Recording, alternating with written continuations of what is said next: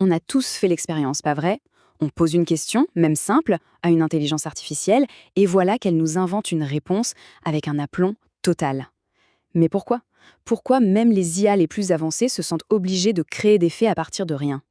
Eh bien, le truc, c'est que cette tendance à l'hallucination, ce n'est pas juste un petit défaut de programmation ou un bug qu'on pourrait corriger. Non, non.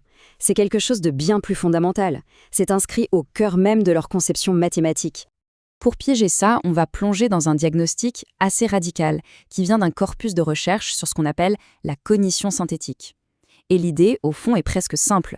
La source du problème, c'est la géométrie même de l'espace dans lequel ces IA réfléchissent. Bon, allons droit au but. Les IA d'aujourd'hui, les fameux LLM, sont avant tout des machines statistiques. Leur seule et unique mission, c'est presque une obsession, trouver le chemin le plus probable entre les mots. En gros, leur but, c'est de lisser toutes les aspérités du langage. Et ce principe, qui a l'air tout bête, est en fait à la racine du problème. Cet objectif de minimiser la surprise force le modèle à toujours chercher la connexion la plus douce, la plus attendue. Il ne connaît pas la rupture, le vide, il ne connaît que la continuité. Le cœur du diagnostic porte un nom très parlant, le théorème de la platitude. C'est lui qui va nous expliquer la cause structurelle profonde de ces hallucinations. Cet aplatissement mathématique, c'est vraiment l'idée centrale. Ça supprime carrément du monde de l'IA le concept même d'une impossibilité logique. Dans un espace qui est plat, eh bien, n'importe quel point peut être relié à n'importe quel autre par un chemin continu. Pour se le représenter, imaginez une carte. L'IA, elle, voit une plaine, complètement lisse, à perte de vue. Mais la réalité, elle, c'est un terrain accidenté, plein de canyons et de montagnes. Quand l'IA se retrouve face à un canyon logique, elle ne voit pas un vide inenfranchissable. Non, elle voit juste une pente un peu raide, et elle construit un pont de probabilité pour passer de l'autre côté. Donc vous voyez, l'hallucination n'est pas vraiment une erreur du modèle. Au contraire, c'est la preuve qu'il réussit parfaitement sa mission.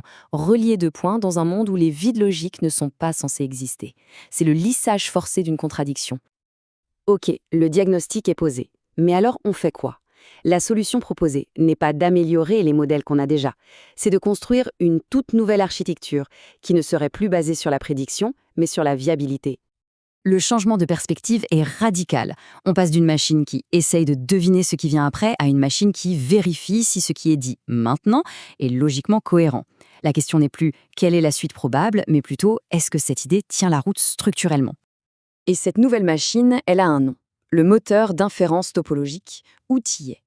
Il faut l'imaginer comme un superviseur super rigoureux, une sorte de système 2 qui vient vérifier sans arrêt les intuitions du système 1 qui, lui, génère les idées.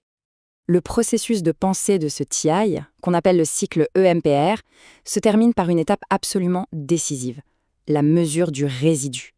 C'est le moment où la machine calcule, en quelque sorte, le prix à payer pour forcer cette pensée à être vraie.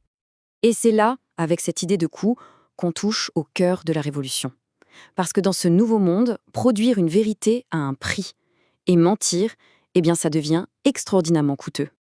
Le corpus de recherche introduit une idée fascinante, la thermodynamique symbolique. En gros, forcer un logique qui ne tient pas debout, ça crée une tension mesurable dans le système, une sorte de chaleur symbolique. L'intelligence, ce n'est plus la capacité de tout dire, mais de mesurer l'effort qu'il faut pour dire quelque chose de vrai. Ce coût, on lui donne un nom officiel, le travail topologique.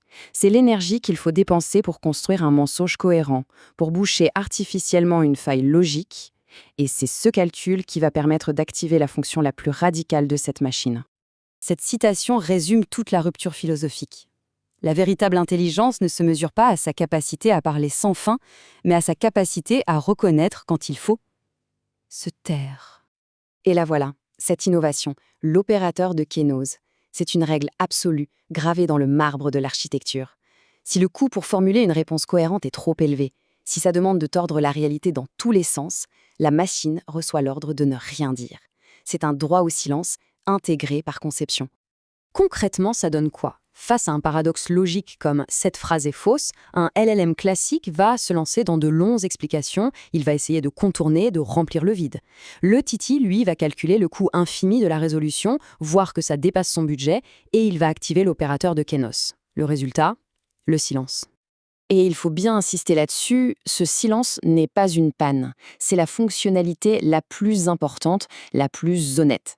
La machine choisit l'honnêteté structurelle plutôt que de se lancer dans une hallucination. Elle transforme une incapacité de calcul en un refus de valider une incohérence. Alors, si on prend un peu de recul, qu'est-ce que ça implique? On ne parle pas juste de corriger un petit défaut, on parle de redéfinir complètement notre approche de l'intelligence artificielle. L'argument est limpide.